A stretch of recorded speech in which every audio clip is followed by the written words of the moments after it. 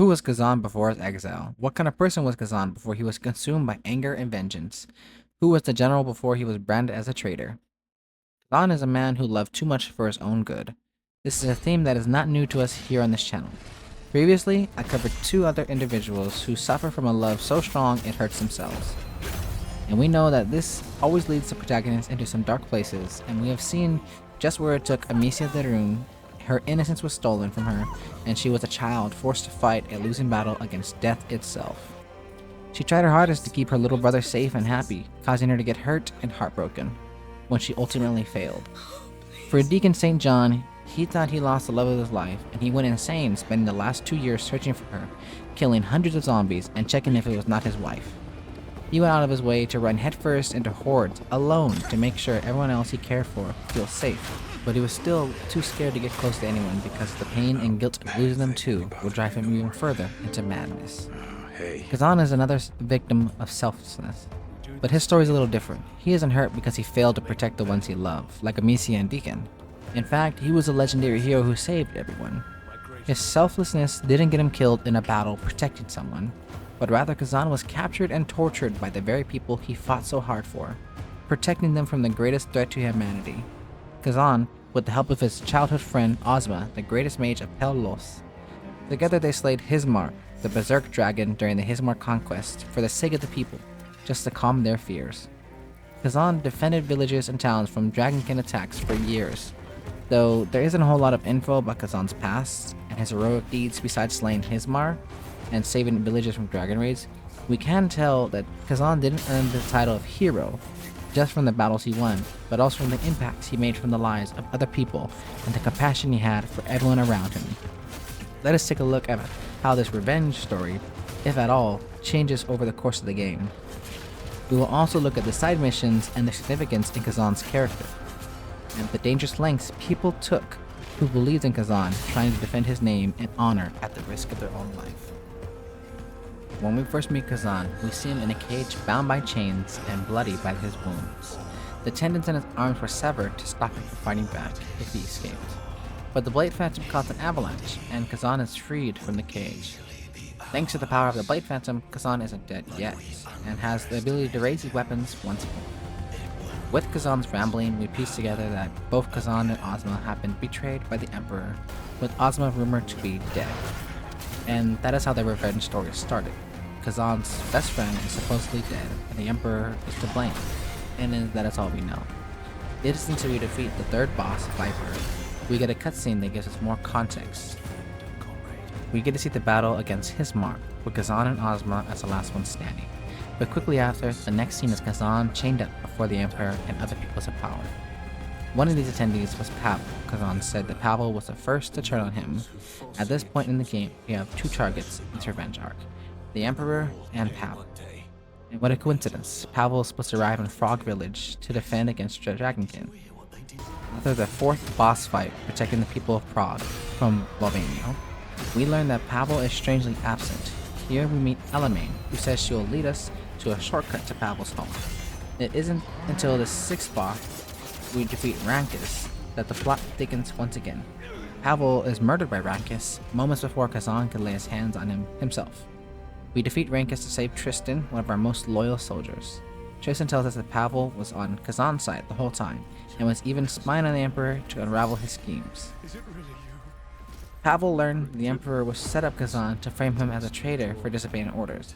The Emperor even had bandits attack Khazan's men and steal Khazan's written orders to withdraw from the border when Tristan tried to deliver them to Vitalan.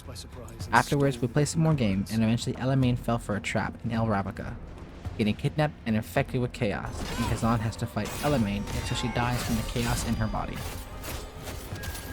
After Elamane's death, we get word that more of Khazan's men are being held at the Linen Mine, a place where most of the prisoners don't survive the harsh labor. Khazan rushes over to the mine without a second thought to hurry and save his men from their cruel fate. After running around the mine and felling Shaktuka, the ninth boss of the game, we save a few men, and one of them being Yulian. Yulian tells Khazan that he couldn't believe the lies on the former general's name, so he went to go and investigate, discovering that the rumors were simply lies. Ozma was not dead. Yulian saw himself, Ozma, and the Emperor together, Khazan struggled to believe Yulian. He never thought that Ozma, his childhood friend, not only was he alive, but he was working with the Emperor. Upon arriving at Lake City Aldeverde, we get to another cutscene where we see Ozma killing the Emperor. After defeating the 11th boss in the Hermit Mountain, Malaria, or whatever her name is, we get another cutscene that reveals Ozma was experimenting with chaos in El Ravnica, the same laboratory where Elaine fell into a trap for any new guinea pigs to become test subjects for Ozma's research on chaos. Ozma even ordered Bella to deliver a letter to the Dark Elves, which caused the false border conflict that Khazan and his men were ordered to settle. Ozma, now revealed as a true villain, calls himself the Master of Chaos and uses his power to either kill people or turn people into corruptors who do the killing for him. And the remaining bosses in the game all come to be because of Ozma's turning them into monsters. We fight Scalpel, Princess Ildia, Hismar's reanimated body, and Rhesus' animated body. And finally, Ozma, the Master of Chaos himself. After his death, Khazan has his revenge, but he is left empty. Nearly everyone he cared for is dead, and some of them by his own hands. With any of the three endings, the game ends, leaving space for a possible continuation. Let us talk about the side missions. Though no one is obligated to do them, though certain side missions are required to get the true secret ending. I did all of them because they were fun and had a surprising amount of lore, not only about the side characters but also on Khazan as a person. Khazan would justify deviating from his revenge plan to go do these side quests by saying that it would help him get his revenge. His reasoning would quickly change from "this will help me" to "I just can't let blank do this on their own." We see this happen when Yulian was looking for his brother in the Linan mine, when Yulian was looking for his family, when Tristan wanted to find out how Lydia died, and helping Bella kill the Reaper, a being so dangerous it was a serious threat to both the mortal and netherworld.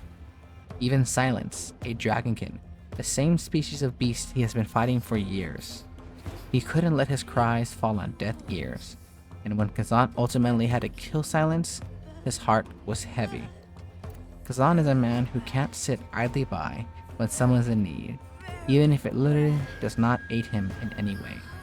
He just can't live with himself if something bad were to happen to someone because he decided not to help. In Khazan's time as a general and during the Hismar conquest, we have seen that Khazan was an inspiration to the soldiers under his command, even to new warriors such as Elaine. The impression he left as a hero was so strong that these people would risk their lives to support Khazan. To Elaine, he displayed such heroism that she wanted to join him even though Khazan said she was too young. So she worked hard and trained great lengths to become a hero, just as she had promised all those years ago. Elaine idolized Khazan. In her journal, she writes how excited she was to be helping him, determined to aid him on his journey. She led the way through Skofka Cave and saved him from Arata, so Khazan could go kill Pavel. Elaine rarely led Khazan to Pavel's home so he could kill him because Pavel didn't show up at Frog Village.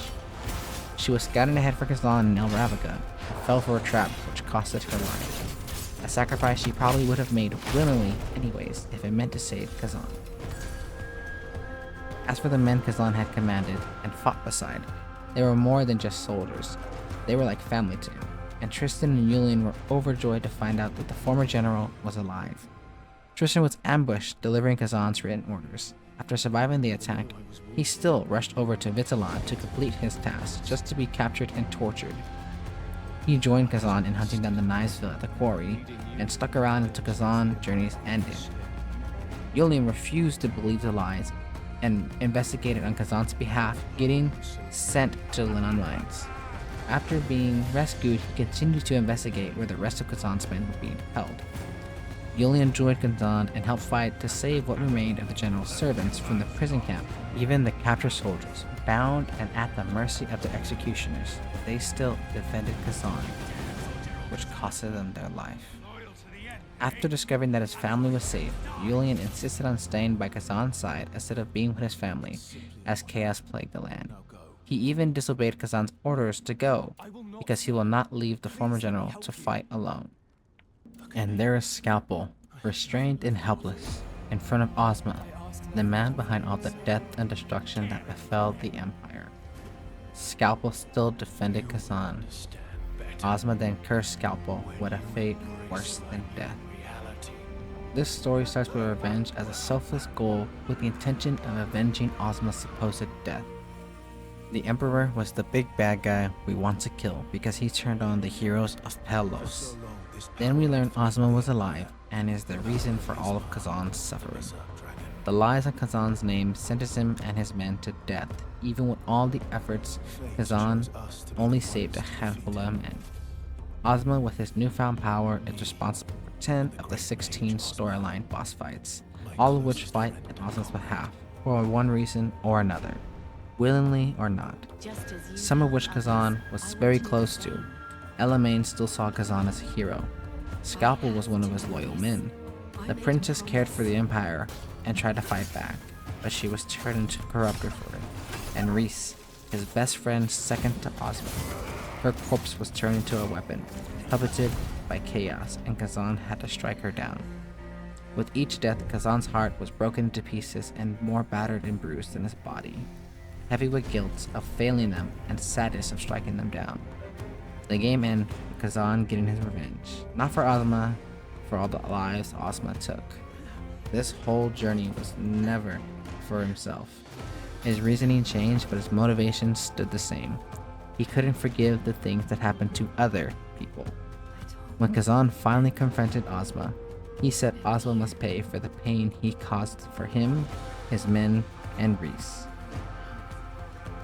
But this is Khazan we are talking about here. Despite Ozma destroying his life, killing the majority of the people he knew and cared for, getting him exiled, tortured, and nearly killed, Ozma's death still weighed greatly on Khazan's tormented heart.